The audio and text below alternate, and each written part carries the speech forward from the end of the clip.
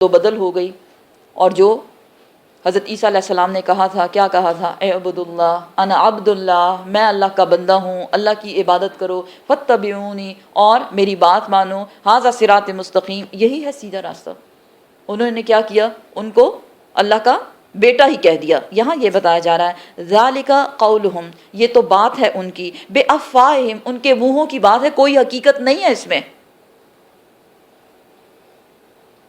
یداہئون، وہ تو مشابہت کر رہے ہیں، قول الذین کفروا، ان لوگوں کی بات کی جنہوں نے کفر کیا تھا، من قبل، اس سے پہلے۔ کون؟ رومی اور یونانی، ان کے ساتھ مل کر انہوں نے ایک اللہ کے کانسیپٹ کو خراب کر کے اس میں شرک شامل کر دیا اور ان کے فلسفوں کو دین میں ملا دیا۔ دیکھیں دین بالکل سیدھا سیدھا راستہ ہے، صراط مستقیم تو اس لیے اس کو کہا گیا، کوئی فلسفہ کچھ نہیں ہے اس میں، لیکن لوگوں کو ہر بات میں لاجک چاہیے، ریزن بتائیں اور لاجک بتائیں۔ اللہ سبحانہ تعالیٰ بہت ناراض ہوتے ہیں اس بات سے۔ کیا بتایا جا رہا ہے؟ قاتلہم اللہ، اللہ کی مار ان پر، اللہ ان کو غارت کرے ایسے لوگوں کو جو شرک کرتے ہیں، جو پیغمبروں کو اللہ کے بیٹے بناتے ہیں۔ سبحانہ، وہ تو پاک ہے، لم یلد ولم یولد، نہ کسی کا باپ نہ کسی کا بیٹا، قل هو اللہ احد، انا، کہاں سے، یؤفکون، وہ بہکے جاتے ہیں، کس نے ان کو اس غلط راستے پہ لگایا؟ کیوں کر رہے ہیں یہ غلط کام، کیوں کر رہے ہیں یہ اتنی غلط بات؟ قرآن بتاتا ہے کہ جو بھی اللہ سبحانہ وتعالیٰ کے ساتھ شرک کرتا ہے، اللہ سبحانہ وتعالیٰ کو اس پہ اتنی تکلیف ہوتی ہے کہ اگر وہ اپنی اس غصے کو ظاہر کر دے تو زمین پھٹ جائے اور آسمان ٹکڑے ٹکڑے ہو جائے۔ یہ اللہ کی شان ہے کہ اس نے ابھی تک سب کو تھاما ہوا ہے۔ اتخذوا، بنایا انہوں نے، احبارہم، اپنے علماء کو، کون؟ یہود کی طرف اشارہ ہے، ورہبانہم، اور اپنے رہبان کو، رہبان کون؟ درویش، جیسے نصارہ نے کیا۔ یہود نے اپنے عالموں کو اربابن، اپنا رب بنا لیا، یہود نے اپنے عالموں کو اپنا رب بنا لیا، جبکہ نصارہ نے کیا کیا؟ جو درویش لوگ تھے، اللہ کے نیک بندے تھے، ان کو انہوں نے کیا کہا؟ یہ ہمارے رب ہے، من دون اللہ، اللہ کے سوا، اللہ کو چھوڑ کر، اور رب بنایا انہوں نے مسیحا ابن مریم، مسیح ابن مریم کو بھی، مریم کے بیٹے حضرت عیسیٰ علیہ السلام کو بھی انہوں نے رب بنا لیا۔ وما، اور نہیں، امرو، وہ حکم دیے گئے تھے، الا، مگر اسی بات کی، لیعبدوا، تاکہ وہ عبادت کریں، الہا واحدا، ایک الہ کی۔ ہاں کہ سب سے یہ کہا گیا تھا، چاہے وہ عالم تھے، چاہے وہ درویش تھے، چاہے ان کی کتابیں تھی، سب میں یہ لکھا ہوا تھا صرف ایک اللہ کی عبادت کرو۔ کون ہے یہ اللہ؟ لا الہ الا ہو، نہیں کوئی الہ، نہیں کوئی معبود سوائے اس اللہ ایک سبحانہ وتعالیٰ کے، بے شک سبحانہ، وہ تو پاک ہے، کس سے؟ عما، اس سے، جو یشرکون، وہ شریک ٹھہراتے ہیں۔ اس آیت کے بارے میں ایک واقعہ بہت مشہور ہے۔ عدی بن حاتم ایک شخص تھا جو کرسچن تھا۔ عدی بن حاتم، حاتم تائی کا بیٹا، حاتم تائی کا نام آپ نے سنا ہوگا، بڑا سخی بندہ تھا۔ عدی بن حاتم بتاتا ہے کہ میں آیا آپ صلی اللہ علیہ وسلم کے پاس اسلام کے قبول کرنے کی نیت سے، اور جب میں آیا تو آپ صلی اللہ علیہ وسلم اس آیت کی تلاوت کر رہے تھے۔ تو اس سے پہلے کہ میں اسلام کے بارے میں کچھ پوچھتا، سب سے پہلے میں نے یہی کہا کہ یا رسول اللہ، کہ اس میں یہ جو لکھا ہوا ہے آپ کی کتاب میں کہ انہوں نے اپنے احبار یعنی اپنے عالموں کو اور اپنے درویشوں کو اپنا رب بنا لیا اللہ کو چھوڑ کے، تو ہم نے تو کبھی ان کی عبادت نہیں کی، ہم نے تو کبھی ان کو سجدہ نہیں کیا، یہ کیوں آیا ہے؟ تو آپ صلی اللہ علیہ وسلم نے اس بات کا جواب یوں دیا کہ تم مجھے یہ بتاؤ عدی، کہ جب تمہارے عالموں نے کسی حرام چیز کو حلال کہا اور کسی حلال چیز کو حرام کہا تو کیا تم نے اس کو فالو نہیں کیا؟ عدی نے جواب دیا بے شک ہم ایسا ہی کرتے ہیں، جب عالم کہتا ہے یہ حلال ہے، اس کو جوڑے نا آج کل سے فتوے دینا، تو کسی بھی فتوے کو اندھا دھن فالو کرنا کیا ہے؟ شرک ہے نا، یہاں بتایا جا رہا ہے نا، ان کو رب بنا لیا۔ یہ رب کا کام ہے کہ وہ آپ کو بتائے کہ کیا حلال ہے کیا حرام ہے، لیکن اگر کوئی انسان آپ کو بتائے گا کہ یہ حلال ہے یہ حرام ہے اور وہ غلط بتا رہا ہے آپ کو، اور آپ کو خود بھی پتہ ہے، کیونکہ بہت سے ایسے مسئلے مسائل آج کل اسپیشلی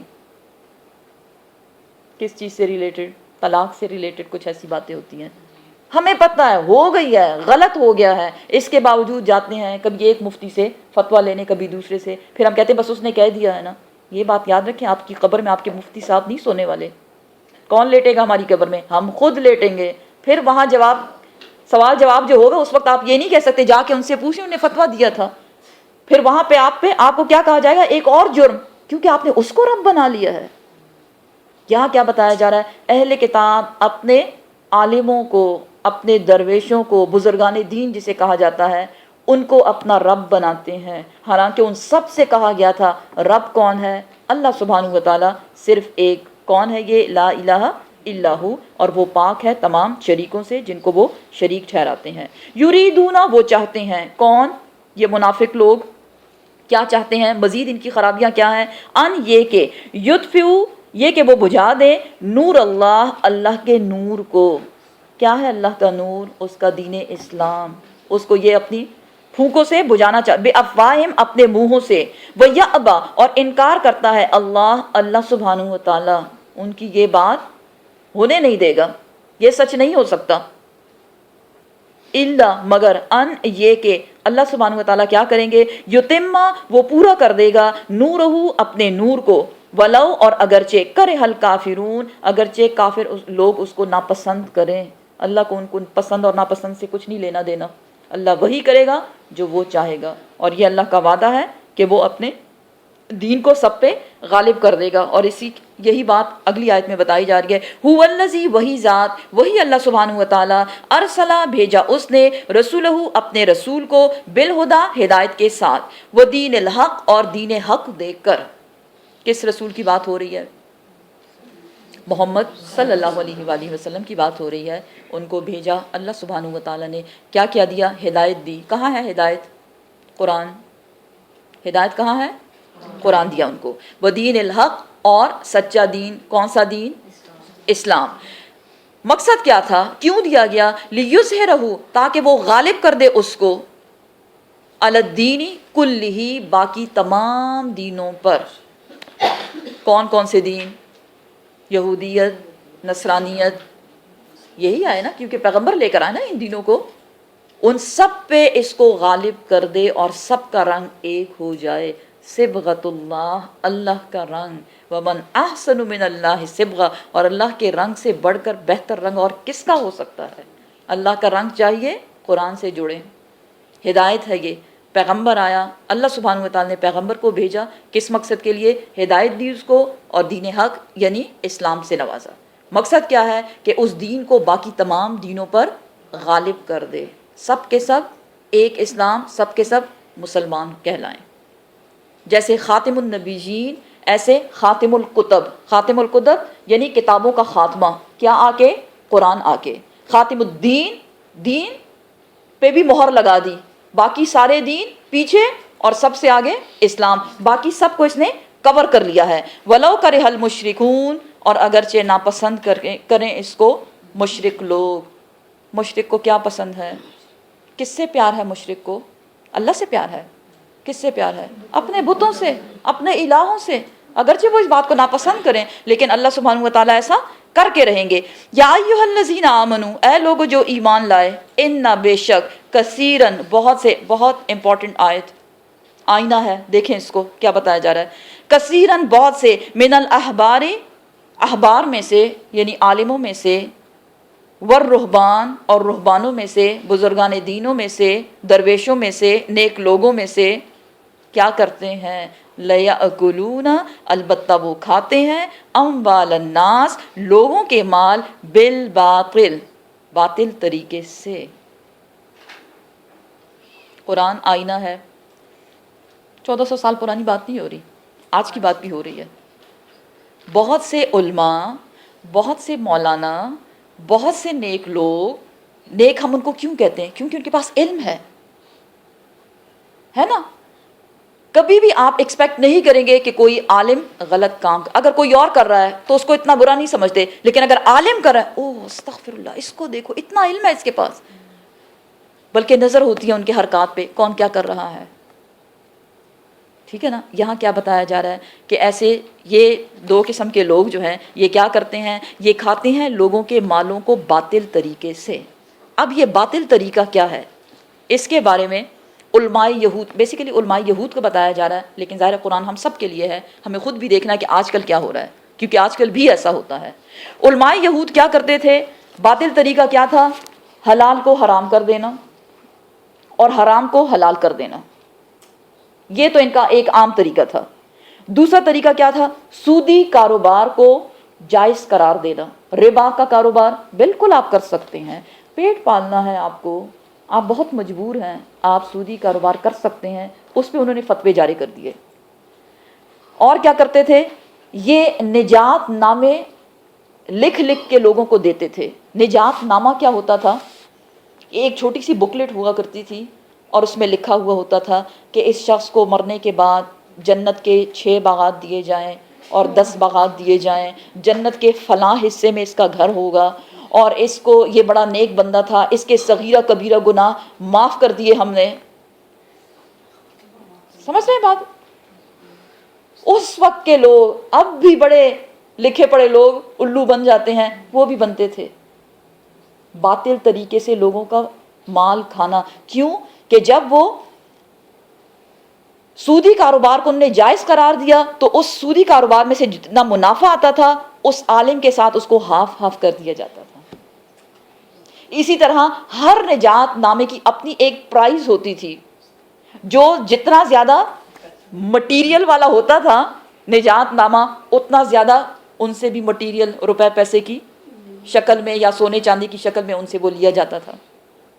تو یہ کیا ہے، باطل طریقہ، فتوے دینا، ان کی لوگوں کی خوشی کی خاطر فتوے دینا کہ بھئی آپ کو یہ بات سوٹ کرتی ہے، ہاں سرکمسٹانسز ایسے تھے، ٹھیک ہے، تو کسی کے حق میں اس کی مرضی کے مطابق فتویٰ دیتے تھے اور وہ اس کا بھی پھر معاوضہ لیا کرتے تھے۔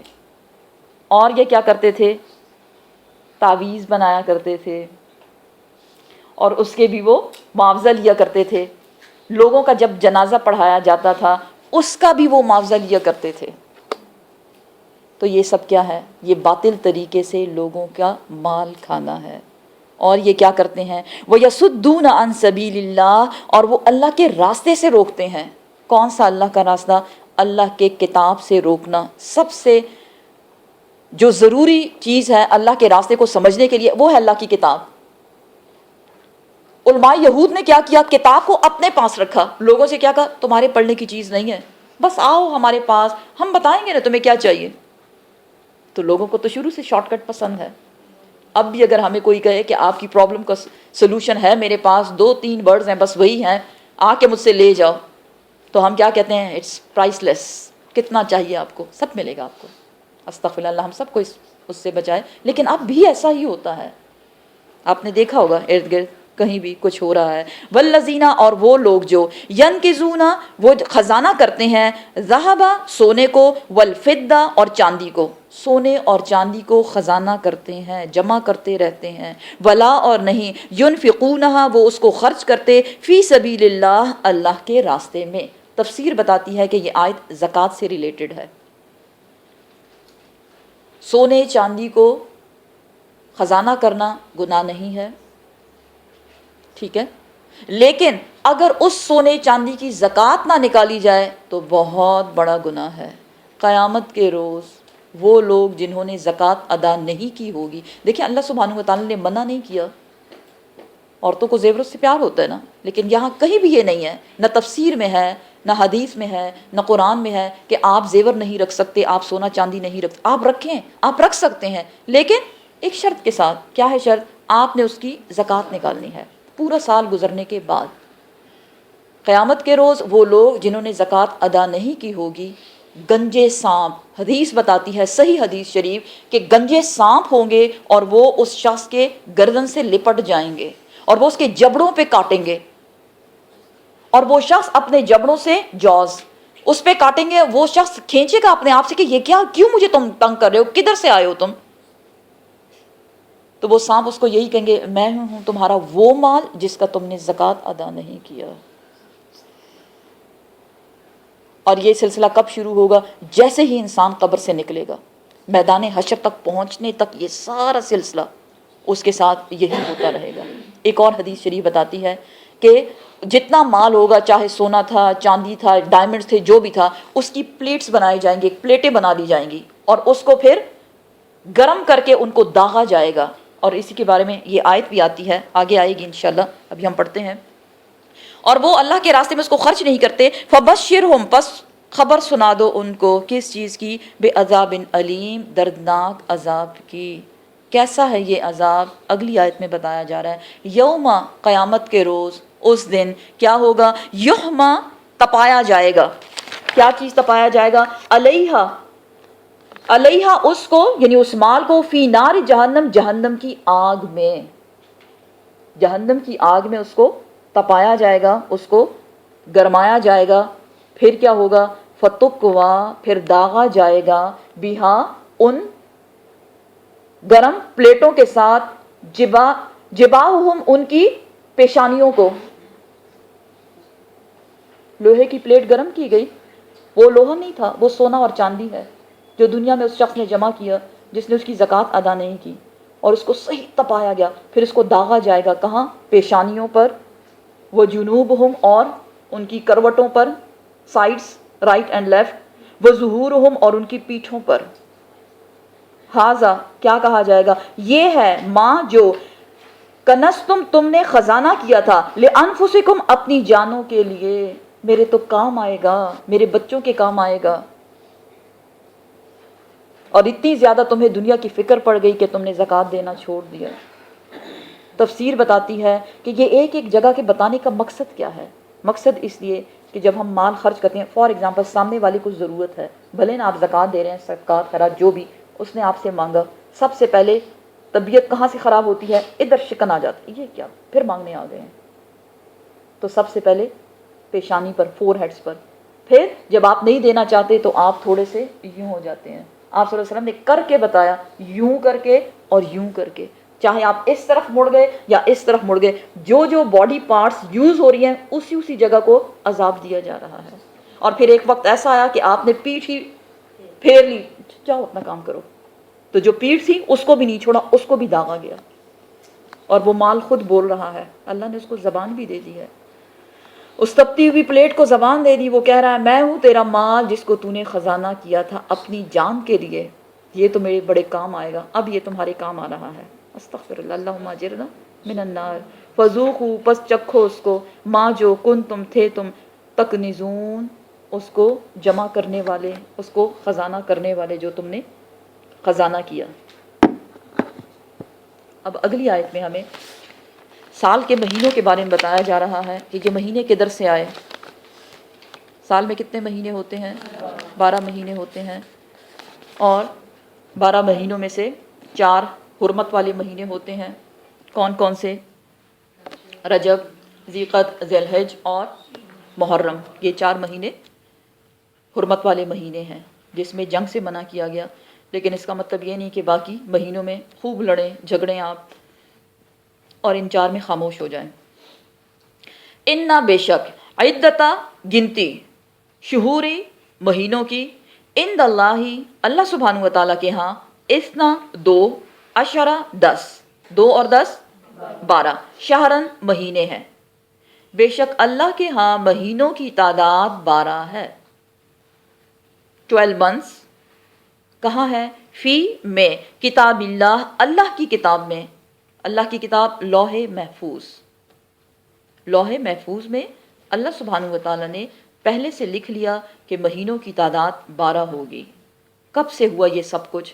یوما، جس دن سے، خلقہ، پیدا کیا گیا، السماوات، آسمانوں کو، والارض، اور زمین کو، منہا، ان میں سے، کن میں سے؟ ان 12 مہینوں میں سے، اربعۃ، 4 ہیں، حرم، حرمت والے. 4 مہینے حرمت والے، رجب، ذی-القعدہ، ذی الحج اور محرم. ذالک الدین القیم، ذالک، یہ، دین القیم، یہی ہے سیدھا دین، سچا دین، صاف ستھرا دین، اور یہی حقیقت ہے. یہ مہینے کسی نے اپنی طرف سے نہیں بنائے. اللہ سبحانہ و تعالیٰ نے 12 مہینے بنائے. کب سے بنائے؟ جب سے زمین اور آسمان کی تخلیق کی. اور ان میں سے 4 کو حرام ٹھہرایا. کب سے حرام ٹھہرایا؟ جب سے یہ مہینے بنائے گئے. 4 مہینے، اور اللہ سبحانہ تعالیٰ بڑے کھلے الفاظ میں بتایا جائے یہی ہے سیدھا راستہ. اس میں کوئی آرگومنٹس کرنے کی کہاں سے آئے، پتہ نہیں اس کا نام کس نے رکھا، بس اللہ سبحانہ وتعالیٰ نے اس کی تقسیم کر دی ہے اور ہم اس پہ ایمان لاتے ہیں. فلا پسنا تظلمو تم ظلم کرو فی ہننا ان میں سے، انفسکم اپنی جانوں پر، وقاتل المشرکین اور قتل کرو مشرکوں کو، لڑو مشرکوں سے، کافہ سب مل کر، کما جیسا کہ، یقاتلونکم وہ لڑے تم سے، کافہ سب مل کر، وہ سب مل کر لڑتے ہیں، تم بھی سب مل کر لڑنا، اور مل کر لڑنے میں ہی کامیابی ہے. 1.5 اینٹ کی مسجد سے کچھ نہیں ہوگا. یہ کیا بتایا جا رہا ہے کہ تم ظلم نہ کرنا ان مہینوں میں اپنی جانوں پر. ظلم کرنا مینز ایسا نہ ہو کہ حرمت والے مہینوں میں تم لڑائی جھگڑا شروع کر دو، منع کیا گیا ہے. لیکن میں دوبارہ کہوں گی اس کا مطلب یہ نہیں کہ باقی مہینوں میں لڑا جائے. 4 مہینوں میں لڑنے سے جو منع کیا گیا بیسیکلی پورے سال کے لیے آپ کی پریکٹس ہے. ہم رمضان میں کیا کرتے ہیں، کس طرح سے عبادت کرتے ہیں، لیکن اس کا مطلب یہ نہیں کہ صرف رمضان میں عبادت، وہ پریکٹس ہے باقی 11 کے مہینوں کے لیے کہ کیسے تیاری کرنی ہے آپ نے. ٹھیک ہے نا. تو اسی طرح یہ 4 مہینے جو ہیں اس میں اللہ سبحانہ وتعالیٰ تمہیں پریکٹس کروا رہا ہے، تمہیں تربیت تمہاری کر رہا ہے کہ باقی مہینوں میں بھی تم نے جنگ و جدل سے بچنا ہے اور حرمت کا، انسان کی حرمت کا خیال رکھنا ہے. وَاعْلَمُوا اور جان لو، ان اللہ بے شک اللہ سبحانہ وتعالیٰ، مع المتقین وہ تو متقیوں کے ساتھ ہے. متقی کون ہے؟ ڈرنے والا. کس سے ڈرنے والا؟ اللہ سبحانہ وتعالیٰ سے ڈرنے والا. جو اللہ سے ڈرے گا وہ اس کے احکامات کو بھی فالو کرے گا. اب اگلی آیت میں ایک رسم کے بارے میں بتایا جا رہا ہے، رسم نسی. رسم نسی عربوں کی ایک رسم تھی جس میں وہ جو مہینے ہیں ان کو آگے پیچھے کیا کرتے تھے. دیکھیں اس سے پہلے والی آیت میں کیا بتایا گیا کہ 12 مہینے ہیں، 4 حرام ہیں. رسم نسی میں یہ کیا کیا کرتے تھے کہ ایک شخص تھا جس کا نام تھا ابو ثمامہ. ابو ثمامہ جو ہے وہ حج کے موقع پہ آتا تھا اور وہ اعلان کرتا تھا، اور اعلان کرتے ہوئے وہ کچھ یوں کہتا تھا کہ اے عرب والوں، میں تمہیں بات بتانے لگا ہوں اور خبردار میری بات پہ تنقید نہ کرنا، آبجیکشن نہ کرنا. یہ ان کا ایک شیخ تھا، جیسے عالم ہو گیا وہ تھا. اور بات یہ ہے کہ اس سال سفر کا مہینہ حرام ہے. ہاں کہ سفر کا مہینہ حرام ہے؟ نہیں. کون سا حرام ہے؟ محرم کا. اگر دیکھا جائے تو محرم اس سے پہلے آتا ہے. نہیں، سفر کا مہینہ اس سال حرام ہے. پھر وہ نیکسٹ سال آتا تھا اور پھر وہ کہتا تھا کہ وہی الفاظ دہراتا تھا اور ساتھ میں کہتا تھا اب اس سال سفر کا مہینہ حلال ہے. اور اپنی مرضی سے محرم کو یا رجب کو یا ذیقعدہ یا ذی الحجہ کو کسی بھی مہینے کو آگے پیچھے کر دیا کرتے تھے. اسپیشلی حج کا مہینہ اس کو بھی آگے پیچھے کر دیا کرتے تھے. تو اس طرح سے کیا ہوتا تھا کہ حج کو یہ اس مہینے میں کرتے تھے جب ابھی فصلیں پکی ہوئی نہ ہوتی تھیں، ابھی فصلیں پک چکی ہوتی تھیں. کیونکہ ابو ثمامہ چونکہ ان کا عالم تھا اس وقت، جب فصلیں پک جاتی تھیں تو لوگ اس میں خیر و خیرات زیادہ کیا کرتے تھے، تو اس وقت ان کو بہت کچھ ملتا تھا. اور اسی طرح ابو ثمامہ کی اس بات کو آگے پھر اس کی اولادوں نے بڑھایا، اور اسی کی اولاد میں سے کوئی نہ کوئی حج کے دن آتا تھا اور وہ اس کو گڈمٹ سب کو مکس اپ کر دیتا تھا مہینوں کو. یہاں اس آیت میں یہی بتایا جا رہا ہے انما بے شک جو نسیء جو رسم نسی ہے، آگے پیچھے کرنا مہینوں کا، زیادتن بہت بڑی زیادتی ہے، فی الکفر کفر میں حد سے گزر جانا ہے. کیوں؟ آپ کس کے حکم کو رد کر رہے ہیں؟ اللہ سبحانہ وتعالیٰ کے. اللہ سبحانہ وتعالیٰ نے کلیئر کٹ بتا دیا 12 مہینے 4 مہینے حرام. لیکن اگر اس میں سے کوئی بندہ اٹھ کے یہ کہتا ہے کہ نہیں یہ حلال جو ہے یہ حرام ہو گیا اس سال، نیکسٹ ایئر اس کو حرام کر دیں گے، تو وہ کیا کر رہا ہے؟ اللہ کے حکم کو رد کر رہا ہے.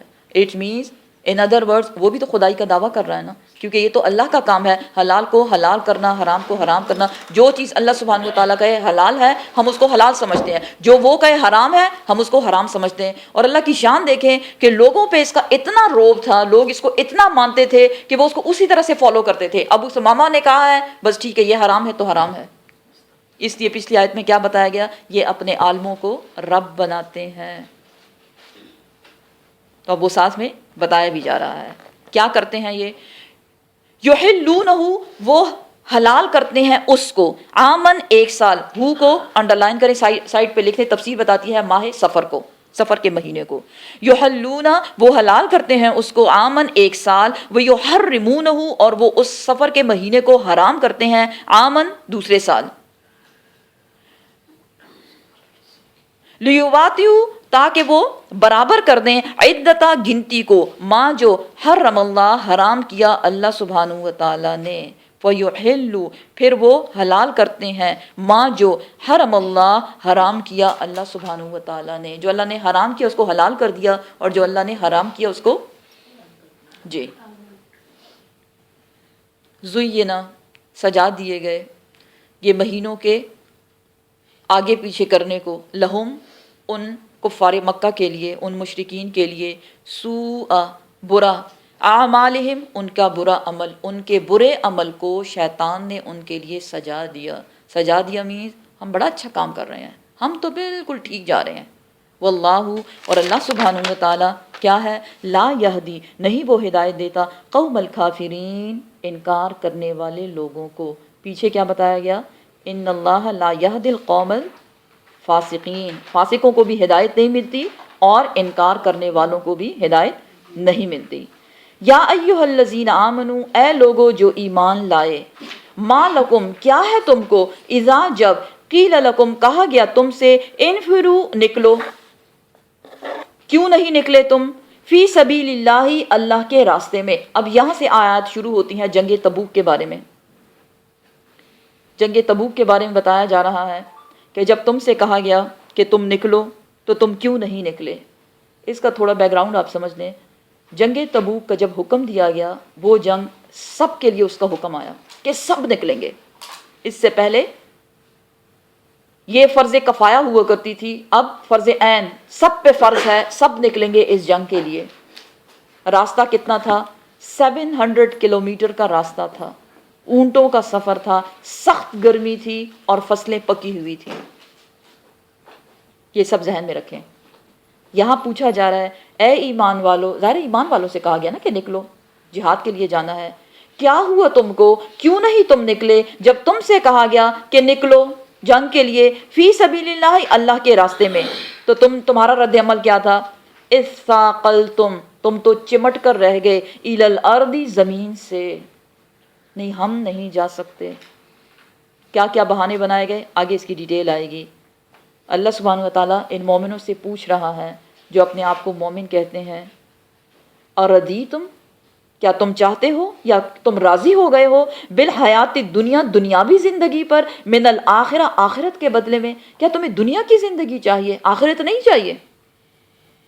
کیا تھا اس وقت، پکی ہوئی فصلیں اور گرمی سے اپنے آپ کو بچانا، لمبا سفر، اتنا لمبا سفر کون کرے گا. کیا تمہیں دنیا زیادہ پیاری ہے آخرت کے بارے میں، فما پس نہیں ہے، متاع الحیات الدنیا سامان زندگی دنیا کا جو سامان ہے، فی الآخرہ آخرت کے بدلے میں، الا مگر قلیل بہت تھوڑا. دنیاوی زندگی یا دنیا کی جو نعمتیں ہیں وہ آخرت کے مقابلے میں بہت کم ہے. اور اس کے بارے میں آپ صلی اللہ علیہ وسلم نے لٹرلی کر کے دکھایا صحابہ کرام کو. آپ صلی اللہ علیہ وسلم نے اپنی شہادت کی انگلی رائٹ ہینڈ کی یوں کر کے بتائی سارے صحابہ کرام کو کہ دنیا کی نعمتوں کو لینا، حاصل کرنا، اس کی حیثیت کیا ہے. اگر اس انگلی کو سمندر میں ڈبویا جائے، سمندر، سی میں، اوشن میں، اس کو آپ ڈبوئیں اس کو، اور جب اس کو نکالا جائے اس کے ساتھ جتنا پانی لگے گا، یہ ہے زندگی کی ساری نعمتیں. کتنا لگ کے آئے گا جس کو ہم میجر بھی نہیں کر سکتے، کہ اتنا ہو کہ اس کو نچوڑ کے ہم اس کا ڈراپ بنا دیں، ڈراپ بھی نہیں بنے گا اس کا. یہ ہے دنیا کی زندگی. تو جب تم سے کہا گیا اے ایمان والو اللہ کے راستے میں نکلو، غزوہ تبوک کے لیے تم کو دعوت دی گئی، لیکن تم نے کیا کہا، دنیاوی زندگی کو پسند کیا، نعمتوں میں رہیں، آرام سے رہیں، نہ ہمیں گرمی میں نکلنا ہے، نہ ہم نے طویل سفر کرنا ہے، اور فصلیں بھی تیار ہیں، اس کو بھی ہم ایسا نہیں چھوڑ سکتے. اللہ سبحانہ تعالیٰ فرماتے ہیں یہ سب کچھ، ساری نعمتیں، اس کی کوئی حیثیت نہیں ہے آخرت کے بارے میں. الا اگر نہیں تنفرو تم نکلو گے، اگر تم نہیں نکلو گے یعذبکم عذاب دے گا تم کو، عذاب دیا جائے گا تم کو، عذابًا علیما دردناک عذاب، تم ان نعمتوں کے ساتھ خوش نہیں رہ سکتے۔ وَيَسْتَبْدِلْ اور وہ بدل دے گا قوماً اس قوم کو غیرکم تمہارے سوا، اللہ سبحانہ وتعالیٰ تمہارے سوا اور لوگوں کو لے آئیں گے۔ پیچھے ہم پڑھ بھی چکے وہ کون ہوں گے، جو اللہ سے محبت کریں گے، جو پیغمبر کی مدد کریں گے اور جو آخرت کو ترجیح دیں گے دنیا کے مقابلے میں۔ اگر تم نہیں نکلو گے اللہ تمہیں عذاب دے گا اور بدل دے گا تم کو ایک ایسی قوم سے جو ماننے والے ہوں گے، ولا اور نہیں تضروہ شیئا تم اس کو کوئی نقصان پہنچا سکتے، اللہ کے عذاب سے نہ بچ سکتے ہو نہ اس کو نقصان پہنچا سکتے ہو۔ واللہ اور اللہ سبحانہ وتعالی علی کل شیء قدیر ہر چیز پر قدرت رکھنے والا ہے۔ اگر وہ پہلی بار تمہیں بنا سکتا ہے تو وہ دوسری بار تمہیں ختم کر کے ایک اور قوم کو بھی لا سکتا ہے جو تم سے زیادہ فرما بردار ہوگی اور جو تم سے زیادہ مدد کرنے والی ہوگی۔ صدق اللہ العظیم۔ سبحان ربک رب العزت عما یصفون وسلام علی المرسلین والحمد للہ رب العالمین۔ السلام علیکم ورحمۃ اللہ وبرکاتہ۔